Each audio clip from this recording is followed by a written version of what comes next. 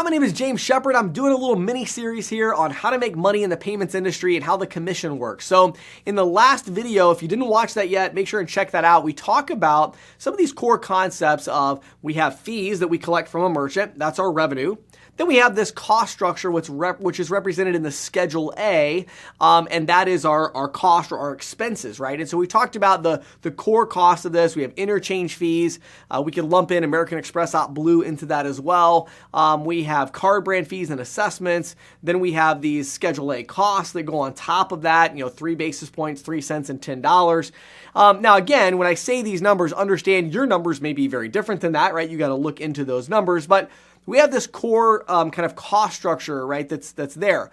Now, in this video, I want to talk to you about the other big cost and then get into the other big variable, which is the actual fees themselves when we're figuring out the margin of an account. So when we talk about the other big cost, well, the other big cost is you don't make all of the money that's generated from an account. So even if you look at, well, here's the total fees that we collected in the video last week, it was like, well, we collected $2,500 in fees, and then we had, $2,100 in interchange costs. We had $200 in card brand fee costs. We had Schedule A costs. It ended up being there was like $140 of monthly margin left on the account. Well, you don't get all $140. Right? So in the case of an ISO or an independent agent, you're getting a residual percentage of that amount. So you get a split or a percentage of that amount, which again, you will find on your Schedule A. Now, this is where it gets tricky in the negotiation because you want to be very cautious here. You don't want to be, taken advantage of, right? You certainly don't want to be in a situation where you're not getting a competitive percentage of the margin or the profit. But what I find a lot of agents, there's two kind of extremes. You have the agents that are not getting what they're worth, but then you also have agents that try to get so much that they end up going with a processing partner that doesn't really give them any value.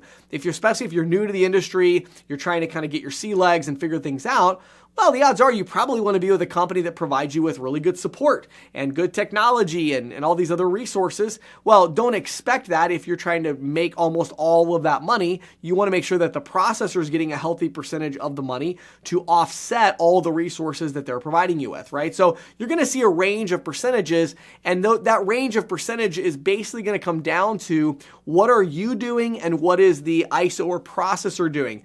If you're doing everything, meaning you're going out and finding the deals, you're selling the deals, you're onboarding the deals, you're supporting the merchants, you're doing all of this stuff, well, the processor is going to should be giving you a pretty high split because ultimately they're probably just handling underwriting and risk and compliance and some of those types of things. So there's a cost to that, and certainly they want to still make some money. You'd expect, of course. But if you're doing all the heavy lifting, you should be getting the lion's share of that money.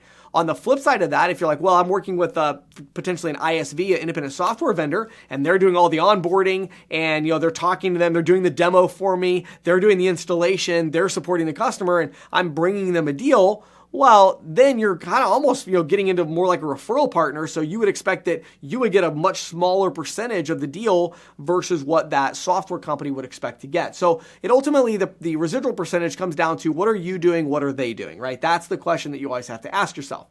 Now, we talked about that residual percentage. That's kind of your other big cost is like, well, we generated profit, but I only get, half of it, or I only get this much of it or whatever. So what about the fee structure? Well, this is where I'm going to encourage you to go back and watch the videos that I already did in the last little mini series that I did for ISOAMP, where we talked about different statement types and pricing structures. So ultimately, there are all these different ways that you can generate revenue from a merchant account. And those are all things like flat rate pricing, dual pricing, interchange plus pricing, tiered pricing, flat rate with surcharges. We talked about all these different pricing structures. So definitely go back and watch those videos if you missed that part, and just kind of binge those videos and get them done. And you're going to get a ton of information there. So once you have that information, then you now have kind of this full picture. Again, maybe it's a little blurry to you still, that's okay. But in the next video, I want to start getting into actual compensation and talk about the importance of negotiating compensation and how these different pieces play in. So tune in for that next week. Now, one last thing I want to mention in this video is that this video is brought to you by ISOAMP. I'm super proud of it. It's the leader in full service statement analysis, a company I own. I self-funded the entire thing myself. It's a fantastic business. We do thousands of statements a month. And one of the great things we have in there is something we call a program. Now, a program is the idea of a pricing template that also goes together with a Schedule A. And because we have that, when you upload a statement, you get to choose which Schedule A, which processor you want to put that deal with.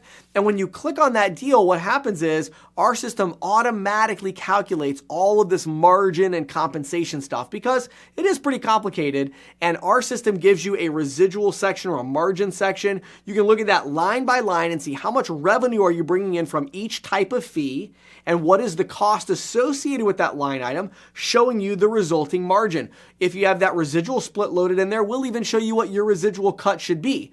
Now, it's not going to be exact because when you start working with that merchant, their volume is going to be different than, what was on that statement. Their card mix is going to be a little different, but it gives you a great way to look and say, okay, I should be making a couple $100s a month on this account.